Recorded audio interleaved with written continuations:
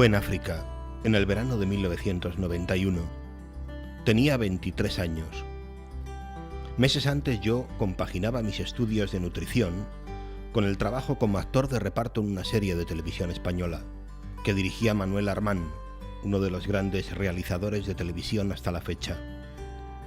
Un día habíamos acabado de rodar unas escenas y mientras paramos para el bocadillo, le oí hablar por casualidad con Nacho, otro compañero productor de la tele, sobre la posibilidad de viajar a África. Perdón, ¿estáis hablando de ir a África?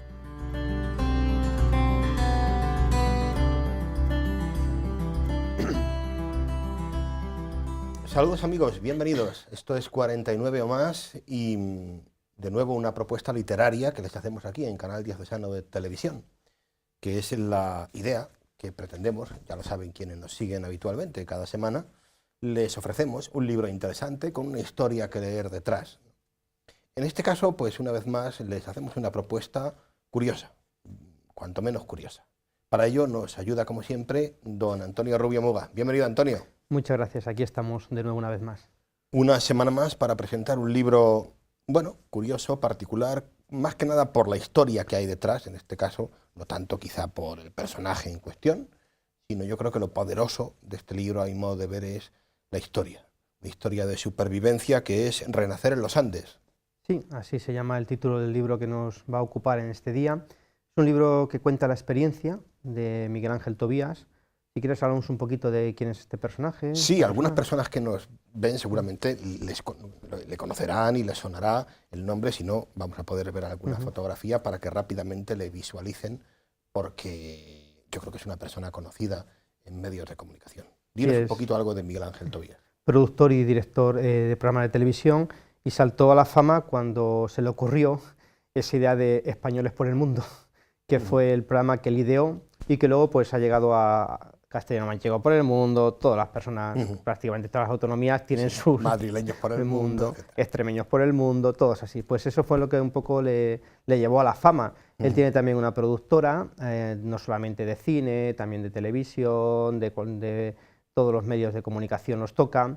Importante también como pues, él se dedica también, tiene una fundación que se llama Historias que deben ser contadas, para promover la difusión de películas con un trasfondo pues, interesante. También difunde a través de todos sus medios de comunicación, todo lo que se mueve, pues una serie de valores muy cercanos al cristianismo, de concienciación, movilización de las personas. Incluso pues, también es conferenciante en universidades, en máster, y curioso como en el año 2015 la República Italiana le concedió un premio, el Caballero de la Orden de la Estrella de Italia, como reconocimiento a su labor profesional y sobre todo compromiso personal con los más desfavorecidos. Fíjate una cosa, de todo lo que has dicho, no has dicho escritor, porque no lo es en realidad, no es un escritor Miguel Ángel Tobías. Lo que pasa es que en un momento determinado hace un viaje, que es del que vamos a hablar ahora, que es el que motiva este libro, ¿no? Un viaje, una aventura, podríamos decir, una auténtica aventura que da lugar, ¿no? Que da pie un poquito a este libro. Sí, él tarda en escribir el libro, ahora lo vamos a ver cuando sucede el hecho de que él reconoce que soy un milagro, y cómo luego una persona también muy concreta le insta a que cuente esa experiencia, porque todos los milagros, una vez que han sido reconocidos por una misma persona, no es para uno solo, sino para que se difunda y la gente pues se acerque a Dios a través de sus milagros. Entonces eso le llevó a una persona a decirlo, y él, a raíz, cuando ya han pasado ya 13 años desde que sucedió aquel milagro en los Andes, como vamos a hablar, pues es cuando él se lanza a escribir esta especie de autobiografía de un día y medio en su vida. Bueno, como digo, Renacer en los Andes es una historia real, ¿vale? Es el libro que cuenta la historia real que sucede en un espacio de tiempo muy breve, como tú dices, un día y medio, y que tiene lugar en el contexto de un viaje de aventuras, podemos decir así, ¿no? Sí, donde él narra sus experiencias más cercanas, conmovedoras, como el lector se puede acercar, pues no olvidemos que la finalidad es que se acerquen al libro, aunque nos escuchen a nosotros y nos vean. Entonces él cuenta esa experiencia pues, bastante conmovedora, bastante fuerte, de que le dura un día y medio nada más, en un monte cerca de Arequipa, en un volcán, el volcán de Chachani, a un poquito más de los 6.000 metros de altura, y donde él experimenta ese milagro, como vamos a ir viendo, a través de una serie de Sí, realidades que le suceden. fíjate la ruta y se ve el Chachani, con esa altura que tú dices. Y bueno, pues él hace una aventura con un grupo, me imagino, ¿no? Un grupo de amigos. Sí, él con dos amigos suyos, Carlos y Willy, pero es curioso como, bueno, él los conoció años antes, en el año 1991, Miguel Ángel nació en el 68, ha habido una faceta que no hemos comentado, que es de aventurero, ha hecho absolutamente de todo, tiene desde piloto de aviones hasta descender ríos, como hizo en aquella misma expedición el río Apurímac, que está considerado uno de los más difíciles de descenso, barranquismo, cualquier cosa que se te ocurra peligrosa, allí lo ha hecho él. Por eso, perdón Antonio, por eso él dice en este libro que esta vez no era la primera vez que ha estado a punto de morir, Sí. porque vamos a ver que detrás de esto hay un momento en el que está a punto de morir en esta historia que él cuenta, ¿no? Pero no era la primera vez. Claro, hombre, evidentemente tú te dedicas a esos deportes de aventuras, ese turismo, entre comillas, de aventura, pues eso te aboca en algunas ocasiones a estar al borde. En el año 91, cuando él, pues nada, tenía 20 y pocos años, decide con unos conocidos, con Carlos y con Willy, que luego al final van a ser sus compañeros de viaje en estas peripecias por medio mundo, pues marchar a África. Y van a estar allí pues 26 días. Y ahí es donde él va a experimentar sus dos primeras situaciones al borde de la muerte. La primera de todas fue cerca de Mombasa, en la isla de Lamu, que llama, dice, había un islote donde decidieron una tarde, él y uno de los dos amiguetes, ponerse a nadar. Se pusieron a nadar, llevaban ya más de 2 horas nadando y no llegaba al islote. Le quedaba todavía la mitad y luego tenían que volver. Claro, no se dieron cuenta que a medida que se alejaban de la costa, la corriente le iban arrastrando. Y dice, decidieron volverse. Y juntos, dice, juntos estábamos evitando posiblemente uno de los mayores miedos y el que mayor sufrimiento causa en el ser humano, el sentirse solo. Aquella primera vez que superó la muerte por una chiquillada, de intentar llegar a un islote que ellos no calcularon el tiempo, volvieron juntos. Y eso es la primera vez que estuvieron. Y la segunda, pues en ese mismo viaje llegaron al Serengeti, en Kenia, y él pues le habían recomendado, como todo buen aventurero, que cuando viajas a África pues tienes que ir tapado lo máximo posible. Él pues las mangas de la camisa se las subió, se tumbó delante de su tienda de campaña a hacerse una fotografía, sin darse cuenta de que la hierba que había allí, que simplemente decía que era como cualquier tipo de hierba, un rastrojo, eran venenosas. Empezó a sentir fiebre, a sentirse mal y terminaron en el hospital a los 3 días. El médico, cuando le dijeron de dónde venía y lo que había hecho, se alarmó y dijo que debería de haber estado muerto hacía 24 horas, que era el único caso de persona que el médico conocía que hubiera sobrevivido 3 días al contacto con esa hierba venenosa. Con lo cual él ahí dice que no era consciente, en el otro lado sí, de la muerte, en este lado no era consciente. Un milagro tiene que haber en la vida, le dijo el médico, incluso el médico lo reconoció en ese hospital de Kenia. Bueno, estas son 2 historias, vamos ahora a la historia Sí. que nos ocupa, es en el contexto, ya has dicho tú antes, de la subida al Nevado de Chachani, ¿no? en Arequipa. ¿Qué es lo que pasa? Cuéntanos, ¿qué es lo que pasa? Él decide con sus amigos, con Carlos y con Willy, en el año 2003, 13 años después de haber hecho aquella primera expedición, de haberse reunidos y tal, decide pues marcharse 16 días a Perú. Lo típico, pues realizan el camino del Inca, luego también pues descienden el río Apurímac, que es uno de los más peligrosos. A la hora de descender, eso está catalogado como número 4, no me preguntes, porque ese tipo de deportes acuáticos como que... Pero quiere decir que lo descienden ¿cómo? ¿En una canoa? En canoa, sí, pero tiene su dificultad. Y también llegan al Cuzco y por último van a Arequipa. Llegan a Arequipa y miran, como hemos visto ahí, la cordillera en el mapa que hemos puesto anteriormente, y le quedaban, como habían ganado un día en el camino Inca, pues le quedaban todavía 3 días para relajarse en Arequipa. Y dijeron, pues vamos a subir a ese monte, sin ningún tipo de equipación, pensando que se veía allí, que estaba cerca, un 6.000 metros, que era cualquier cosa. Y ahí sucede, el día 26 de agosto del año 2003, sucede la aventura que narra en este libro, como él, pues el primer día suben al campamento base, Willy, Carlos y nuestro amigo, con el guía. Él empezó a sentir vómitos, no olvidemos que claro, estamos hablando de campamento base unos 5.000 metros de altura, el mal de altura que llaman, el soroche, que dicen. Entonces, en Perú, el soroche. Él empezó a sentir vómito, entonces el guía, ¿qué hace? Dice, pues mira, Esto es muy sencillo, te tienes que bajar a Arequipa. Eran las 8 de la tarde, te vas a bajar allí, aquella curva que ves, que había una carretera, te bajas. Él solo. Él solo. Se supone, Dice, y los yo me demás quedo, seguían el ruta. guía se quedó con sus dos amigos, yo me quedo para pernoctar aquí, mañana hacemos la cumbre y luego bajamos a Arequipa. Tú te bajas, que no hay ninguna dificultad, aquella curva, unos cuantos cientos de metros, están pasando camiones constantemente, porque había un almacén allí cerca de minerales, te bajan a Arequipa y nos esperas allí. Ahí quedó la cosa. Él salió a las 8 de la tarde, se perdió y se dio cuenta a las 10 de la noche que no tenía ni luz, no tenía absolutamente nada y estaba perdido en mitad del monte Chachani, de la cordillera de los Andes. Y ahí empieza pues todo este periplo donde él va a experimentar a 5.000 metros de altura una noche con la sensación térmica de menos 15 grados. Eso te iba a preguntar, ¿y qué temperatura? Porque claro, llega un momento que se hace de noche, Sí, sí. y a 5.000 metros de altura, pues eso, menos 15 grados. Sensación térmica de menos 15 grados.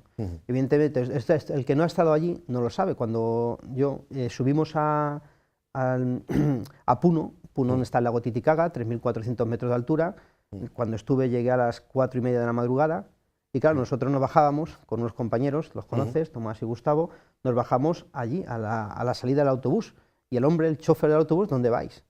Hacía un frío, nos subió al autobús, nos dio una manta para poder resguardarnos. Cuando subes a cerca de 3.000 metros o sobrepasas el 3.000 metros, como fue nuestro caso, experimentan realmente lo que es el frío, que fue lo que le pasó. Ellos iban pues con botas normales, no para subir a esas alturas, no llevaban ropa excesivamente térmica y preparada, y él se pensaba que aquello era coser y cantar. Y fue esa noche, la noche del 26 de agosto de 2003, cuando él se desorienta con esos menos 15 grados y empieza ya a sentir ese frío. No sabía cómo enfrentarme a ello, no había nadie, solamente yo solo. Claro, y sucede algo que es complicado de interpretar, a mi modo de ver. Cuando él empieza a narrar lo que él vive en esa noche, y a partir de esto que tú estás contando, Antonio, cualquiera que nos esté escuchando puede pensar que ese frío, digamos, brutal y esa situación de soledad, de impotencia, de pensar qué me va a pasar,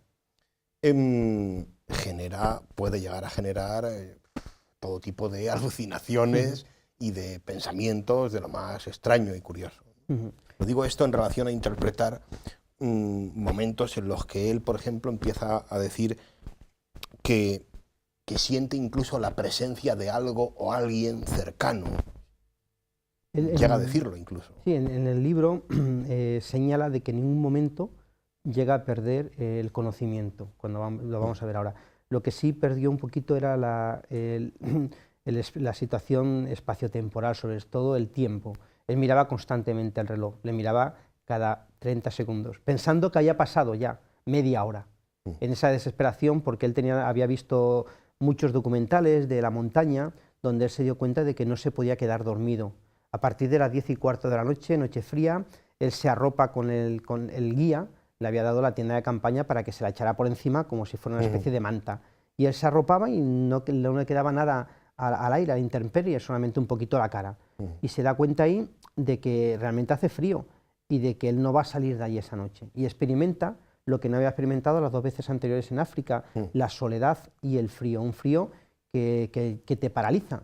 Y entonces él llega incluso a focalizar toda su atención en contraer los músculos del cuerpo para intentar moverse un poquito y sobre todo no dormirse. Y es ahí, como tú señalabas, donde va a experimentar la primera sensación que él tiene de milagro. Dice, sentí una mano en mi cara, en lo único que tenía al descubierto, no hice nada. Me acercaban a decirme, Miguel, no podemos evitar que estés aquí viviendo esto. Tú te has colocado en esta situación, libre albedrío, pero no estás solo. Dice, noté que una mano me había tocado. Jamás perdí la razón. Y junto con esto, quizás llevado por su condición de creyente, hay un momento en el que él empieza como a, no sé si podemos decir, a hablar con Dios, ¿no? Y a dirigirse a Dios y a hacerle unas peticiones a Dios, ¿no? Sí. Él después aguanta la noche como buenamente puede y ya ve los primeros rayos del amanecer. Estoy salvado. Pero se dio cuenta de la primera situación, no tenía agua. En la alta montaña, para que nos hagamos una idea, una persona necesita beber todos los días entre 7 y 8 litros de agua. Él no tenía absolutamente nada. Y estaba en mitad de ningún sitio. Entonces se da cuenta de que tiene que empezar a moverse ¿A moverse hacia dónde? Y empieza a caminar y sube a un pequeño montículo, donde lo único que divisa, dice, eran piedras, y más montes, y más montes. Y él se pregunta, ¿cómo he llegado hasta aquí? Y es ahí cuando ya empieza a hacer unas peticiones a Dios muy interesantes. Dice, la primera petición dice, Dios mío, ayúdame, ayúdame por favor. La primera petición. La segunda, por favor, dame juicio para tomar la decisión correcta. Y decidí, dice, a partir de esa segunda petición, ponerme a caminar en línea recta a las 7 de la mañana, cuando estaba empezando a amanecer. Cargué mi mochila, con lo que eso suponía de peso, por si tenía que pasar otra noche que sabía que era prácticamente imposible, y me puse a caminar. Y en ese caminar me caí un par de veces y dije, Dios mío, que tus huellas sean mis pasos, porque él reconoce que cualquier tropezón se hubiera podido torcer el tobillo y todo se hubiera acabado. Y empezó a caminar en línea recta. Y ya cuando estaba a punto de fallecer, una cuarta petición, por favor, enséñame una señal. Dice, inmediatamente apareció a lo lejos una columna de humo. Dice, en aquel momento, mientras yo caminaba a lo largo del día con mi mochila, mi peso, dice, recordaba momentos emotivos de mi vida, relacionados con aquellas personas que más quería, mi madre, mi padre que había fallecido, mis hermanos, mis sobrinos. Y a la vez hay un momento en el que él empieza a ver la muerte como una posibilidad. Y él habla incluso de cómo él empieza a pensar en que una cosa que puede venir, que puede estar muy próxima es la muerte, y trata el tema en el libro de la aceptación de la muerte. Sí. Él dice, mira, yo reconozco que estoy caminando hacia la muerte, no me voy a sentar esperando a la muerte, sino que yo voy a caminar hacia la muerte. Y le dije a Dios, no entiendo por qué tengo que morir hoy, así aquí, pero tú sabrás por qué. Si es tu decisión, la acepto, pero voy a morir caminando. Date cuenta que una persona, cómo ahí afloran sus sentimientos cristianos, que él luego reconoce, cómo acepta la voluntad de Dios, incluso en ese momento donde él está rayando la muerte, pero la muerte le va a coger caminando. Y entonces llega una quinta petición también. Sí. ¿No? Y él ya cuando ya está a punto ya de que esa columna de humo no la veía, dice, evítame más sufrimiento y envíame a alguien. Dice, inmediatamente vi un punto que se movía a lo lejos y era un señor con una moto que se desplazaba y que iba hacia Arequipa. Dice, tardé 5 minutos en encontrarme con él. Y allí me puse a hablar con él y ya rápidamente me llevó a ese almacén, al lugar donde salían los camiones que me tenían que haber recogido la noche anterior y me bajaron a Arequipa. Y ahí podríamos decir que empieza ya la parte, digamos, bonita de la historia, ¿no? Cuando él llega a Arequipa y entiendo que se siente salvado, ¿no? Sí, de alguna manera. Él llega a Arequipa, y luego vendrá el encuentro ya con los amigos ahí en Arequipa. En Arequipa él evidentemente llega por la tarde, esto ya era casi al anochecer, dice, es que por 10 minutos no me hubiera encontrado el señor de la moto y me hubiera pasado otra noche más que eso hubiera sido ya insoportable, eso ya no lo hubiera aguantado. Bajó al hotel, me duché largo tiempo con agua caliente para entrar en calor y me metí en la cama, tocaron la puerta y eran mis amigos y vámonos a cenar, como si no hubiera pasado nada. Y él experimenta, dice que tardé 5 años en volver a sacar el tema, dice, a mí me chocaba cómo mis amigos me habían dejado ahí tirado y no me hablaban de ello. El guía, cuando estábamos cenando, después vino a buscarme y estuve hablando con él. El guía me daba por muerto, pero en ningún momento me dijo que había dicho nada a mis amigos. Simplemente que me había dejado allí y para que me bajara a Arequipa. Y el guía tampoco se explicaba cómo yo había podido sobrevivir una noche y un día en aquellas situaciones. Y el guía mismo se había dado cuenta de que aquello había sido un milagro.